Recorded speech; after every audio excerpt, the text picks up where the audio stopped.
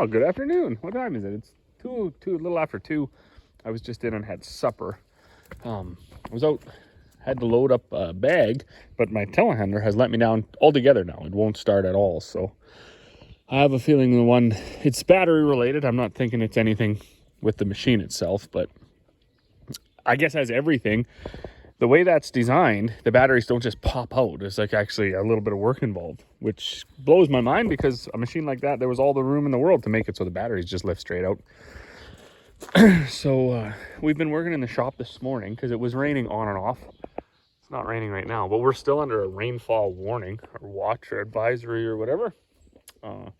Lucky for us here right now at the moment, over the last few days, we've been getting like ideal rain. So it hasn't rained hard enough to knock the crops down. It hasn't rained enough to pool out in the fields and start drowning out the crop. It's just been kind of waves of rain coming through. It'll rain for 10-20 minutes and then it peters out and it's like this, and then it rains some more. So what were we doing in the shop? We were doing this water pump on this cock shut. This was actually a nightmare too, because way back in there, what are they? Small bolts that had to come out. Along the front, there was 3 on the front. I didn't want to really take much apart, right? Because you try to leave everything together as much as possible, assuming that that's going to be the easiest way to put something together or repair something, and it was quite difficult. So all I got to do now, I got to bolt this external pump up, and then put that rad fan belt on, and put the coolant back in, and we'll be good to go. And then hopefully, luckily we found a belt that fit, so that's a win. And then we'll have a tractor that stays cool and a battery that stays charged.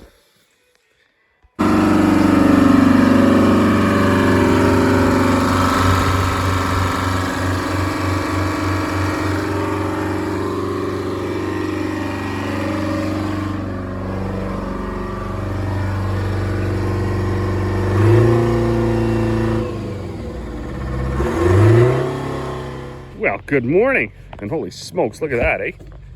Boom, we got like an inch and something overnight. It was crazy. It was raining real hard. And as luck would have it, there's a bullseye truck coming in, so that should be fun with a nice muddy yard. I'm gonna go unload him, and then I guess see if he gets stuck getting out of here. Kind of nice, our barley's growing in our grass area because it stops the mud from sticking to your boots. That was the whole idea behind that. There's a bunch of fescue in there too, so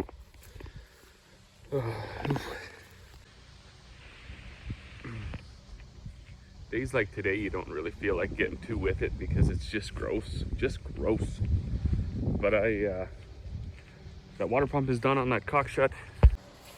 I pulled Marvin out and I washed him because I haven't washed him since we had that hydraulic leak in the back. Well, that was not good.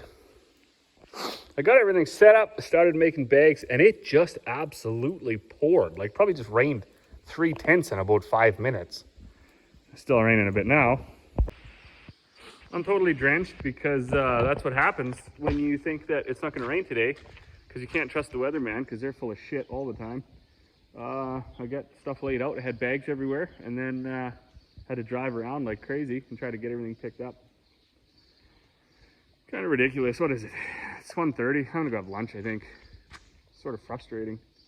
I haven't had my rubber boots on. I hate wearing rubber boots, but I had them on today because I wanted to get the bags made because I'm behind from our holiday. But I guess it's gonna have to stay behind for another day. We have been having success somewhat. Marvin is washed, all cleaned up. I left him out last night. It rained an inch overnight, so he got nice and rinsed off. I like to do that. I wash it all off with soap and everything, and our water's got a little bit of, I don't know, sodium or what is in it, but it sort of leaves a little bit of a film. So if you wash it all off while it's raining, and then it rains all on it, it rinses it off, leaves it shiny. Water pump's in the cock shut. Dad went to town today. He took Buddy with him, and my mom actually. John Deere was having a thing. I should have went. I knew I should have went, but I wanted to make those bags. I didn't think it was going to rain. So they're in town. They're getting 2 batteries for this tractor, 2 batteries for our 9750. I got 2 batteries for our 9610. The telehandler, 1 battery had failed in it. Of course, we had 1 left over from this swather that also got 2 new batteries. So we're going to be like probably $4,000 worth of batteries this year, which is crazy, but it's like $600 per combine. So 6, 12, 18, 20, whatever. Maybe that's 3, 4, but probably like $2,700 just in batteries alone. These ones we bought last year. And yeah, they already seem to have failed. I do got the charger on them, but these are kind of like, I don't know, smart chargers or whatever, where if the battery's no good, it won't charge it. And same with this piece of junk. So when I come out this morning, this is just like a trickle charger, a maintainer or whatever, if you will. I think, anyways, it's like 2 amps. I had 1 on each battery, 1 lead, and the lead that was on this battery was flashing red. So I think that means throw it in the garbage. And then this one was still yellow. And this is a better charger altogether, I do believe, these ProLogix ones. So I got this one hooked up to this battery, and this one hooked up 2 times to this battery. We're gonna leave it and see how it goes. I'm not gonna make any more bags today. I just, once a day is all you can take of getting shut down, because you're just drenched. Everything you were touching is drenched. You just rushed like crazy to get everything closed so the mill didn't fill up with water. And then it rains for like another 2 minutes after you get everything shut down, and then it stops. And you're like, well, that was crazy. I should have just waited, but it always happens. It stops for 10, 20 minutes. You get everything opened up again, get another bag going, and then rains again. So fool me once, fool me 46 times. Not 47 though. I've been down this road. Cool enough. I was sort of kicking myself. I should have just bought a whole new roller, right? And the whole new hardware. Because if you watched the few videos ago, I was talking about this. I was trying to explain to the person at the parts place that I had the roller and those black arms, but I didn't have any of the hardware that mounted on the swather. And after about an hour, they just got frustrated, and I was getting frustrated too, but we both kept our cool. And they're like, you know what, I think it's just cheaper if you buy the whole thing. And I laughed, and I said, so what you're telling me is if I buy the hardware, the mounting brackets, you'll give me the roller, because I had bought this roller at Weaver's auction. And they're like, well, no, we won't do that. And I was like, well, it's not cheaper then, and it's not even easier, because I already have the roller and the arms and everything. So I paid like $200 for this roller with the arms and everything, and they just sold one at the Ritchie Brothers auction yesterday for $1,100. So that was like a $900 savings. I did have to buy the brackets, but these are updated brackets from what the one at Ritchie Brothers kind of was on the swather anyways, so I'm happy with it. I did have to weld this piece in here, make it just a little bit stronger because there was a tiny crack here. That's one thing that I'll never get on board with and I'll never understand is the whole buyer beware mentality. I hate that. I hate it when people say that. I know it goes around, and I mean I've said it before when I'm just trying to like let people know of what to expect at an auction. When they're like, oh, I think I'm going to buy this thing in Saskatchewan, I'll say like, well, just beware. It might be a piece of junk. But there's so many people that just run on that. They're like, oh, buyer beware. You know, I'll just take all my shit that should go right to the dump, and I'll take it to the auction sale, and I hope I'll stick somebody else with it. That happens all too much. What the auction companies did through COVID, when they got rid of all their auctioneers and 90% of their staff and everything else like that, switched right to online, and there were supposed to be like these detailed inspection things. So lots of pictures and lots of information. Of course, that's only as good as the employees who are charged with that task. So when they're taking pictures, they like stand 10 feet away and they snap a picture from this side and from that side, and then they move on to the next piece. That's your detailed inspection. I have yet to see where anybody's actually got up close and taken a picture of the damage, which would be important, right? I mean, not that it makes the piece worthless. You know, if you're a welder or a fabricator, you know, you can buy You can buy stuff that's made out of metal that's broken or cracked or bent and fix it, right? That's what you do for a living. No different than a farmer. I mean, I can buy a roller that has a bent arm and either fix it myself or get my neighbor, the machinist guy, to come over and help me fix it or whatever. But the aggravating part is with all these detailed inspections, they don't even show that. So in the pictures, there was no pictures of the damage.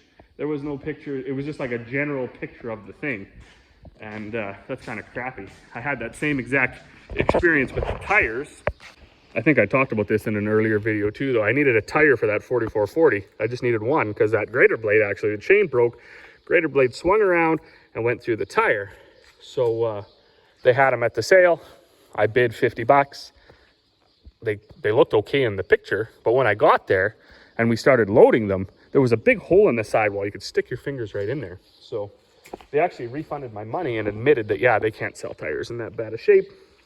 They phoned the consignor. For some reason, they put it on speakerphone when I was in the office. And they explained it to the consignor. They said, hey, did you know those tires, were they no good when you brought them or what? Oh, no, they were fine. We just took them off, you know. And he said, well, the buyer here, he doesn't want them, right? He bought them, he looked at them, and he said they're junk. And like I say, the auction company actually agreed that they were junk. And then the consignor was like, well, you know, just some people are never happy. And I thought, you know what, you garbage human being, you took those off knowing they were wrecked, and instead of taking them to the dump, you took them to the auction sale in hopes of getting a few $100s for them. So do better. If you're an auction person or you take things to the auctions, please don't take your junk there. That's what the landfills and the scrap yards are for. It's not to take them to the auction and hope to stick somebody else with your junk. And then taking your junk to an auction and then hiding behind the, well, it's a buyer beware market. It's a buyer beware marketplace. You know, you're supposed to know. You're supposed to inspect the stuff. That doesn't fly. You don't just get to hide behind that. Especially when you're bringing little trinkets of junk. Nobody's going to drive an hour to look at your junk and then realize that it's no good, right?